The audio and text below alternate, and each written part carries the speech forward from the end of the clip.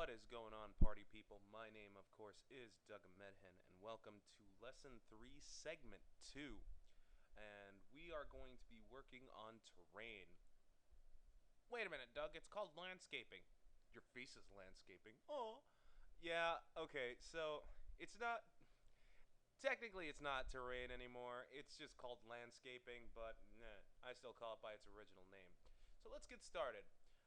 We're going to first make a new level. I'm just going to use the default. I'm going to get rid of this generic block. And then I'm going to click on this. It's called landscape. You click on that, and we see this nice little grid. Now, before we create terrain, it is important to know what it is that you're getting into. You see, terrain can be very, very processor intensive, especially if you go all out. Now, I've stress tested terrain a lot, so I know the limitations that I need to do.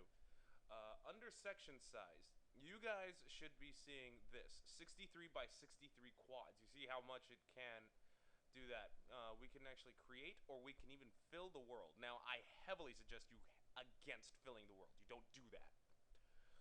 We are going to do 15 by 15 quads, which is a nice little even number. Not even, it's odd numbered, but it's a nice little area for us to work around with our terrain. So let's click on create. And here we have our beautiful terrain. Once we do that, we see that we're in sculpt mode instead of manage. Manage allows you to basically create multiple terrains in one level, although why you do that is, I heavily suggest you don't do that. So let's go back into sculpt. Now, by default, you guys should be seeing 2048 as your brush size.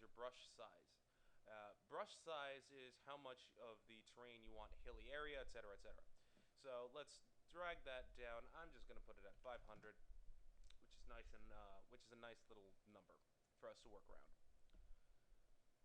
So while in sculpt mode, we have a lot of things to work with. We have smooth, flatten, etc., etc. But let's stick with sculpt mode.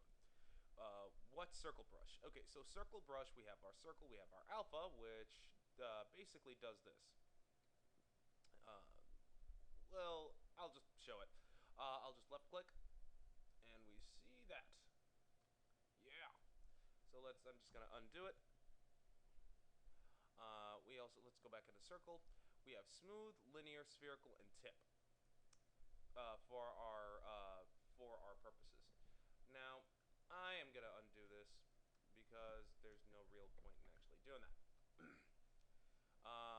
I'm just gonna leave it at smooth. So let's start with sculpting.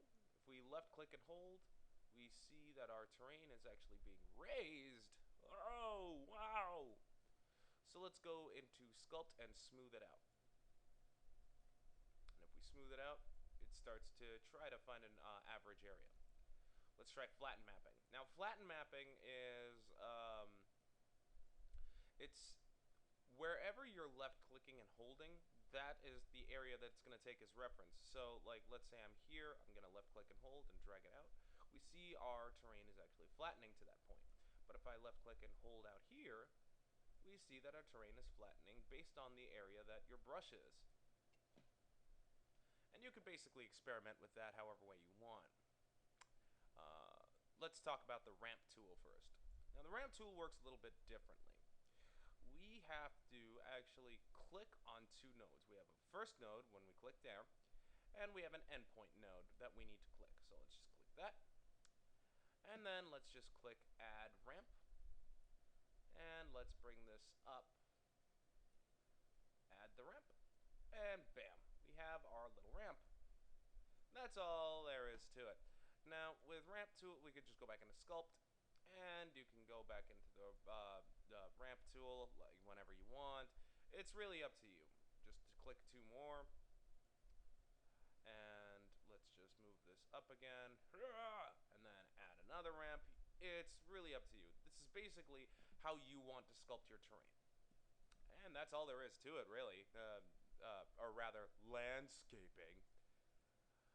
Up next, in our next segment, we will talk about how to add water. And to do that, we're going to need a water volume, etc., etc. And that's going to be easy crazy, beautiful cover girl. I had to say that. I will see you crazy cats